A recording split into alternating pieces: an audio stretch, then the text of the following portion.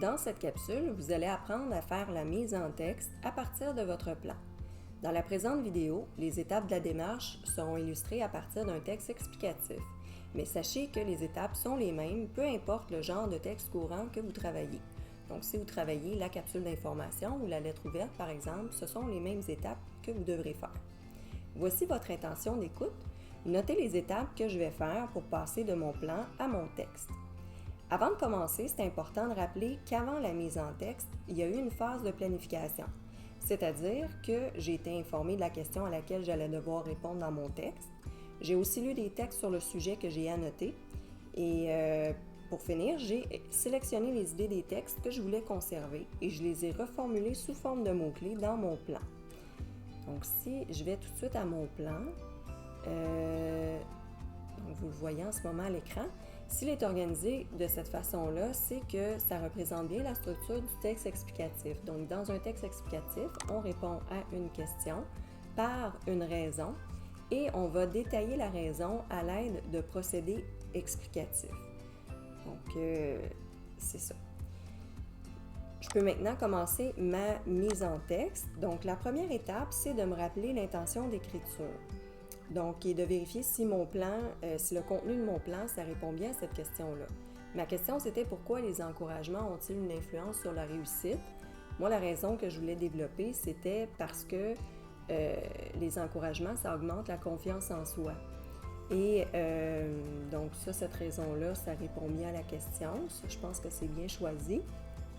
Puis pour mes procédés explicatifs, il y en a 4, mais je ne suis pas obligée évidemment de tous les inclure dans mon texte.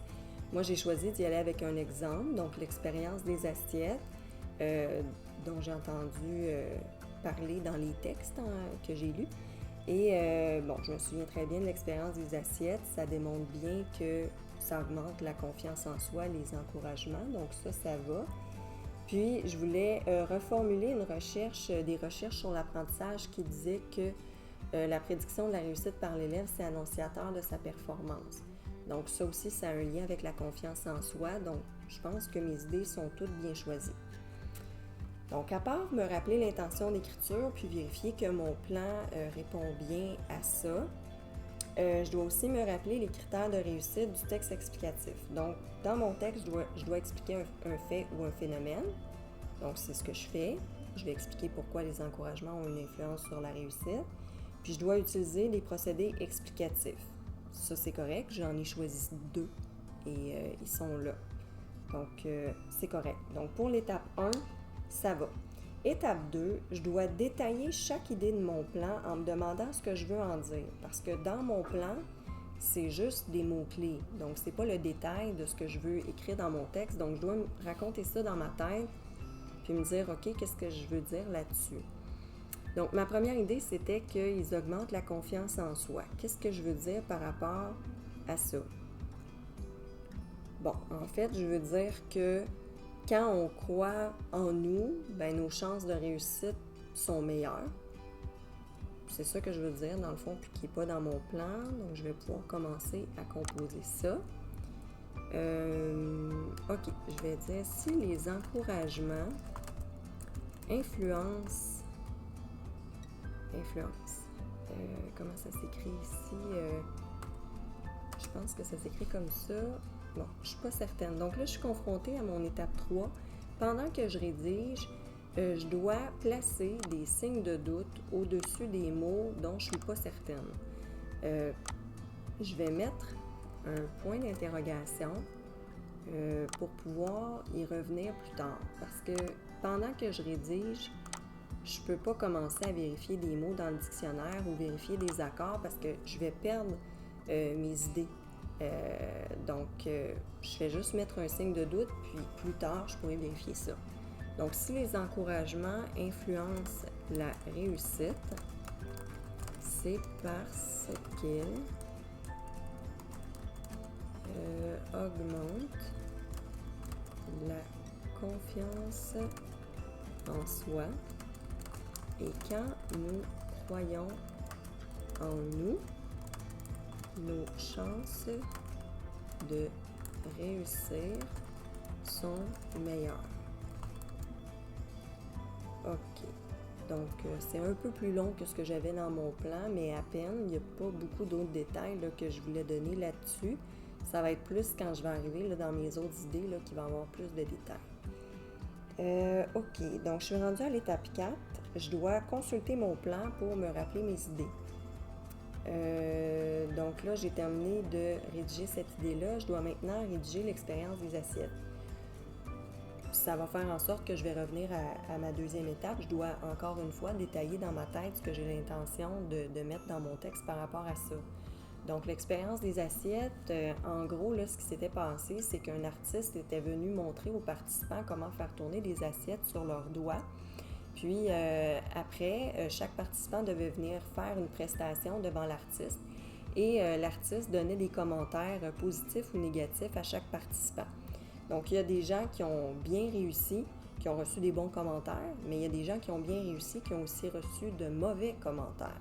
Et même chose du côté des gens qui n'y arrivaient pas. Donc, il y a des gens qui ont fait une performance vraiment très mauvaise et qui ont reçu des beaux commentaires. Et il y en a d'autres aussi qui n'ont pas bien réussi, qui ont eu des mauvais commentaires.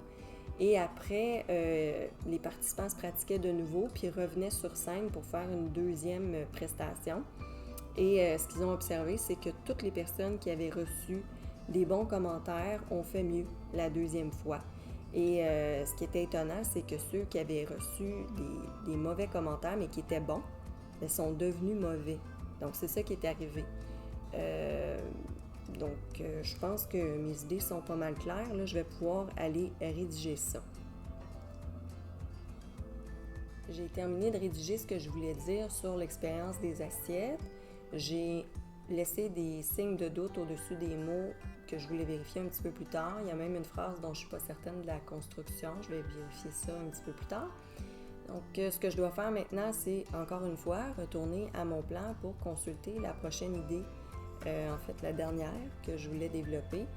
Je voulais parler des recherches sur l'apprentissage, que la prédiction de la réussite par l'élève, c'est annonciateur de sa performance. Donc, je voulais reformuler ça pour que ce soit plus facile à comprendre.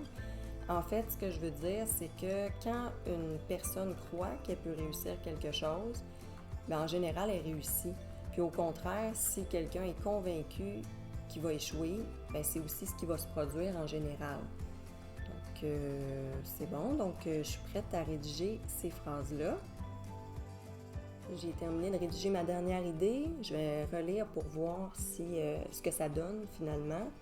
De plus, plusieurs recherches sur l'apprentissage ont prouvé que la prédiction par un élève de sa réussite était annonciatrice de sa performance. Autrement dit, donc ma reformulation, ce qu'une personne croit qu'elle peut faire se réalise. Au contraire, si elle est persuadée qu'elle va échouer, c'est en général ce qui se produit. Donc là, j'ai comme ajouté une autre idée, j'ai refait le lien avec ma question au début. C'est donc la confiance en soi qui influence notre résultat. Et si cette confiance est augmentée grâce à des commentaires positifs, on peut dire que ce sont eux qui attirent le succès. Donc, ça boucle bien la boucle là, pour revenir à ce qu'on m'avait demandé au départ.